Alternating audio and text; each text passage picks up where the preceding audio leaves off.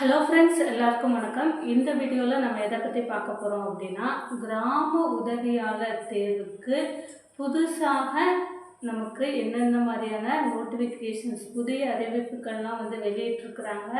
So அந்தந்த மாவட்டங்களுக்கெல்லாம் applications date extend பண்ணியிருக்கிறாங்க.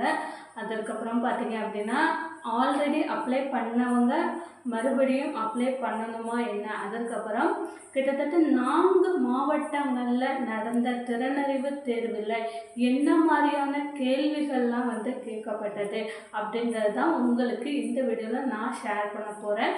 நம்ம சேனலை நீங்கள் ஃபர்ஸ்ட் டைம் பார்க்குறீங்க அப்படின்னா மறக்காமல் சப்ஸ்கிரைப் பண்ணிட்டு பாருங்கள். அப்படின்னா தான் இது போன்ற ரெகுலர் அப்டேட் உங்களுக்கு நோட்டிஃபிகேஷனாக வரும். இப்போ வாங்க நம்ம வீடியோக்குள்ளே போகலாம். இப்போ பார்த்தீங்க அப்படின்னா, கிராம உதவியாளருக்கு நிறைய பேர் அப்ளை பண்ணியிருப்பாங்க. ரீசெண்டாக பார்த்தீங்க அப்படின்னா, இந்த வயது வரம்பு உயர்த்தியிருந்தாங்க. அதாவது 32 வயசு, 34 வயசு, 38 அப்படின்றது, 39, 45 இந்த மாதிரி ஒவ்வொரு கம்யூனிட்டி வைஸ் ஒவ்வொரு கேட்டகரி வைஸ் நமக்கு வயது வரம்பு உயர்த்தியிருந்தாங்க. ஸோ இதனால் பார்த்தீங்க அப்படின்னா, மறுபடியும் நம்ம அப்ளை பண்ண மாவட்டங்களில் மறுபடியும் பார்த்தீங்க அப்படின்னா அப்ளிகேஷன்ஸ் ஓப்பனில் இருக்குது. ஸோ இதுக்கு நிறைய பேருக்கு நிறைய டவுட் இருக்குது. என்ன அப்படின்னா, நம்ம ஆல்ரெடி அப்ளை பண்ணவங்க மறுபடியும் அப்ளை பண்ணணுமா அப்படின்னு சொல்லி கேட்குறீங்க. கண்டிப்பாக பார்த்தீங்க அப்படின்னா, உங்களுடைய தாலுகா எது, உங்களுடைய மாவட்டம் எது அப்படின்றத போயிட்டு செக் பண்ணி பாருங்கள்.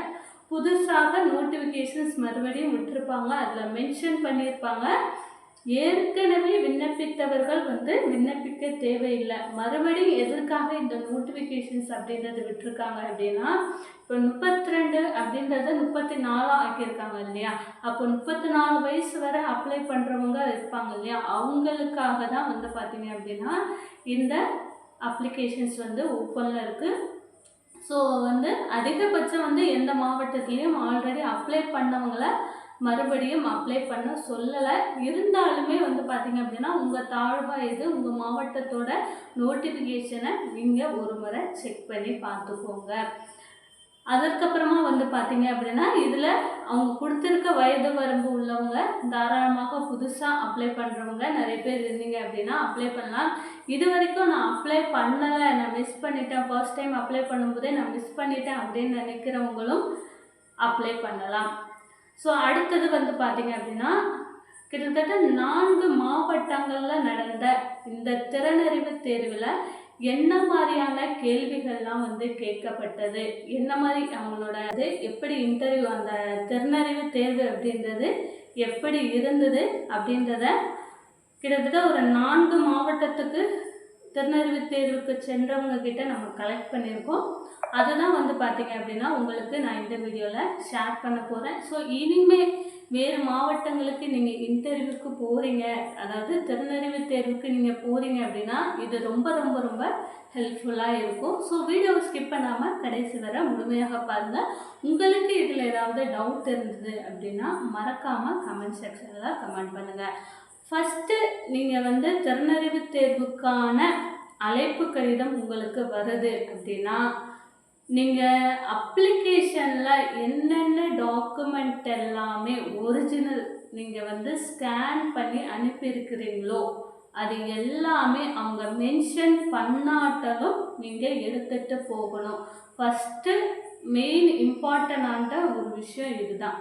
உங்களோட ஒரிஜினல் டாக்குமெண்ட் எல்லாமே நீங்கள் அப்ளிகேஷன்ஸில் என்னென்ன விஷயங்கள் கொடுத்துருக்குறீங்களோ அது எல்லாத்தையுமே எடுத்துகிட்டு போயிருங்க. ஸோ ஃபஸ்ட்டு நம்ம போகிறோம் அப்படின்னாலே நம்ம அப்ளிகேஷனில் கொடுத்த எல்லா டாக்குமெண்ட்டும் நம்ம வச்சுருக்கோமா அப்படின்றது தான் அவங்க செக் பண்ணி பார்க்குறாங்க. ஸோ இது எல்லா மாவட்டங்களையும் மேக்ஸிமம் பார்த்தீங்க அப்படின்னா நிறைய தாலுகாக்களில் இந்த ஒரு விஷயம் நடந்திருக்கு. அதோடு கூட பார்த்தீங்க அப்படின்னா நிறைய பேருக்கு இந்த பேராகிராஃப் கொடுத்து எழுத சொல்கிறாங்க, நிறைய பேருக்கு வாசிக்க சொல்கிறாங்க. ஸோ இதோடு கூட வேறு என்னென்ன விஷயங்கள்லாம் பண்ண சொல்கிறாங்க, அதாவது ஒரு மாவட்டத்தையே நம்ம எடுத்துக்கிட்டோம் அப்படின்னா ஒரு ஒரு ஒரு மாவட்டத்துலேயும் நமக்கு வேறுபடுது. ஒவ்வொரு மாவட்டத்துலேயும் ஒவ்வொரு இந்த கிராம உதவியாளர் தேர்வை பொறுத்தளவில் அந்தந்த தாசில்தார், அந்தந்த கலெக்டர் யார் நடத்துகிறாங்களோ அவங்களோட டிசிஷன்ஸ் தான் பார்த்தீங்க அப்படின்னா அன்னைக்கு என்ன மாதிரியான தேர்வு எப்படி வந்து நடத்தணும் அப்படின்றது அவங்க டிசிஷன் தான். ஸோ அவங்க தான் வந்து நடத்துகிறாங்க. நமக்கு இப்போது நிறைய பேர் ஷேர் பண்ணியிருக்கக்கூடிய விஷயம் என்னென்னா, நாங்கள் போகிறோம், எங்களை வந்து ஒரு பேராகிராஃப் கொடுத்து எழுத சொல்கிறாங்க, இல்லை வந்து பார்த்திங்க அப்படின்னா ரீட் பண்ண சொல்கிறாங்க அப்படின்றது. ஸோ அதுவும் நடக்குது.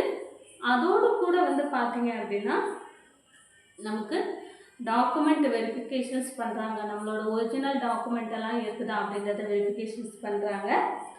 நம்மளுடைய செல்ஃப் இன்ட்ரடக்ஷன்ஸ் ரொம்ப ரொம்ப முக்கியம். அதுவுமே வந்து கேட்குறாங்க, நீங்கள் யார், உங்களோட பேர் வந்து என்ன, நீங்கள் வந்து ஒர்க் பண்ணுறீங்களா, இல்லை ஹவுஸ் ஒய்ஃபாக, மேலாக இருக்க பட்சத்தில் உங்களுக்கு மேரிடா, அன்மேரிடா, குழந்தைங்க என்ன இருக்குது, பேரண்ட்ஸ் என்ன பண்ணுறாங்க, எல்லா டீட்டெயில்ஸுமே வந்து பார்த்திங்க அப்படின்னா விசாரிக்கிறாங்க.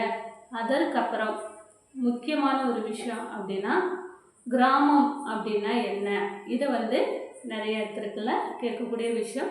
உங்களுடைய மாவட்டம், உங்களுடைய மாவட்டத்தில் எத்தனை தாலுகாக்கள் இருக்கின்றன அப்படின்றதையுமே வந்து பார்த்திங்க அப்படின்னா இது வந்து ஒவ்வொரு மாவட்டத்திற்கும் நமக்கு டிஃப்ரெண்ட் ஆகும். ஸோ மற்ற மாவட்டத்தில் உள்ளவங்க கண்டிப்பாக தெரிஞ்சு வச்சுக்கோங்க. ஒவ்வொரு மாவட்டத்துலேயும் உங்களுடைய மாவட்டத்தில் எத்தனை தாலுகாக்கள் இருக்கின்றன, அதுக்கப்புறம் ஒரு தாலுகா அப்படின்ற பட்சத்தில் உங்களுடைய தாலுகான்னு எடுத்துக்கிட்டிங்கன்னா அதில் எத்தனை கிராமங்கள் அடங்கும், எத்தனை கிராமங்கள் சேர்ந்தது ஒரு தாலுகா, இதையுமே வந்து கேட்குறாங்க அப்படின்றத ஷேர் பண்ணியிருந்தாங்க.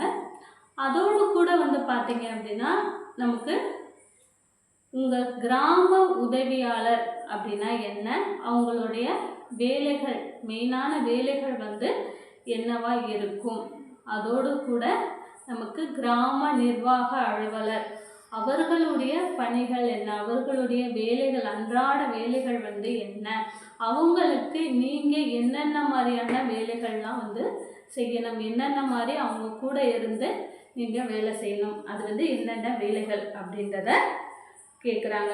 ஸோ இந்த மாதிரியான கொஸ்டின்ஸ் தான் வந்து கேட்குறாங்க. அதற்கப்புறமா வந்து பார்த்திங்க அப்படின்னா உங்களுக்கு டிரைவிங் தெரியுமா அப்படின்றத கேட்குறாங்க. டிரைவிங் தெரியும் அப்படின்னா டூ வீலரு இல்லை சைக்கிள் உங்களுக்கு என்ன, இது வந்து பார்த்திங்க அப்படின்னா வெகு ஒரு சில டிஸ்ட்ரிக்ஸில் வந்து பார்த்திங்க அப்படின்னா அன்றைக்கே சைக்கிள் ஓட்ட தெரியுமா, சைக்கிள் ஓட்ட காட்டு, பைக் ஓட்ட தெரியுமா, பைக் ஓட்டி காட்டு, லைசன்ஸ் இருக்கா அப்படின்றத செக் பண்ணி பார்க்குறாங்க.